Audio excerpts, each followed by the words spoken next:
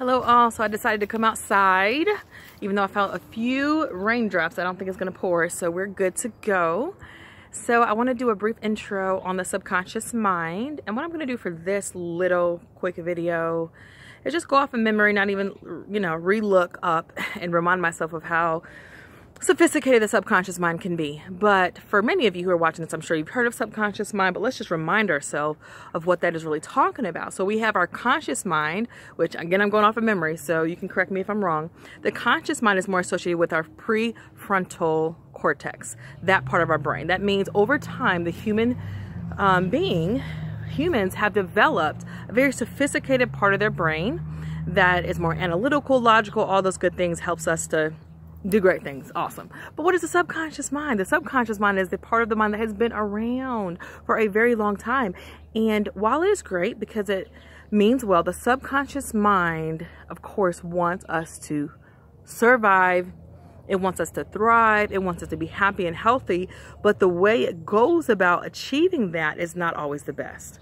So basically, from birth, whether you remember specific memories or not, what is going on in your brain is a continuous recording session. So your brain is constantly absorbing information from the time you are born. Again, you might not remember everything from when you were a baby or when you were a young little one, but the process starts as soon as you come out of the womb. And so basically, what your mind starts to do, the subconscious mind especially, it starts to make a lot of assumptions about how the world operates, how you should live your life, what you should do in order to be safe and to survive. And I don't know if most of it is for our good, but for the most part, of course, again, it has good intentions, good things happen as a result of the subconscious mind. But here's what happens. Over time, the subconscious mind starts to create these different beliefs, such as a very common one is money is the root of all evil. Money.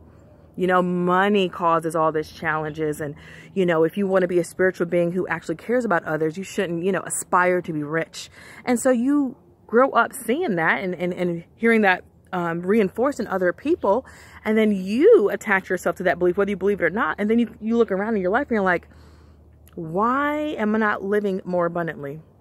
Where's my money? I deserve, to have a nicer car and to not be in debt and to, live financially free. So why not? Well, if you haven't experienced financial freedom at this moment quite yet, it probably is because you might be attached to that limiting belief or something similar to that, which stems from the subconscious mind. And so a lot of people have given that analogy.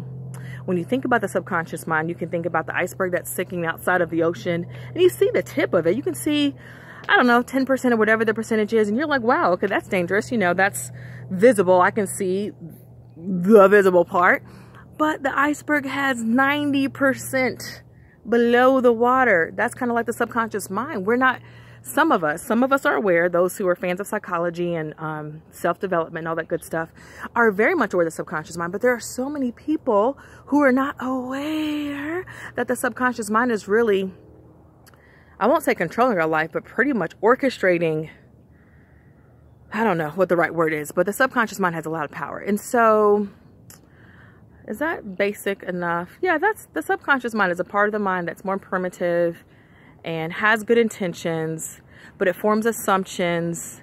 Those assumptions aren't always accurate, and those assumptions don't always lead to the best life that we want. And that's the moral of the story is, the subconscious mind is awesome, but it's not perfect. The good thing is the conscious mind,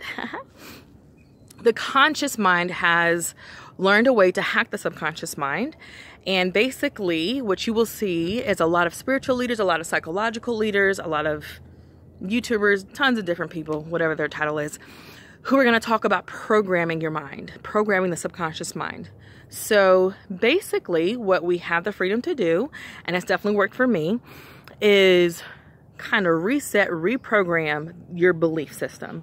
Some people do it in a more direct way through counseling, coaching, and journaling. And others of us do that in a combination with maybe some meditations that repeat certain affirmations that are shifting your belief system. I more recently have started to fall asleep And even when I wake up in the middle of the night, I will put it back on. I will fall asleep and listen to affirmations throughout the night, you know, those related to abundance or, let's say, gratitude or whatever it is. So anywho, that is a very brief introduction. I got to head to my part-time. I got to head to the school, spend some time with the kids for a few hours.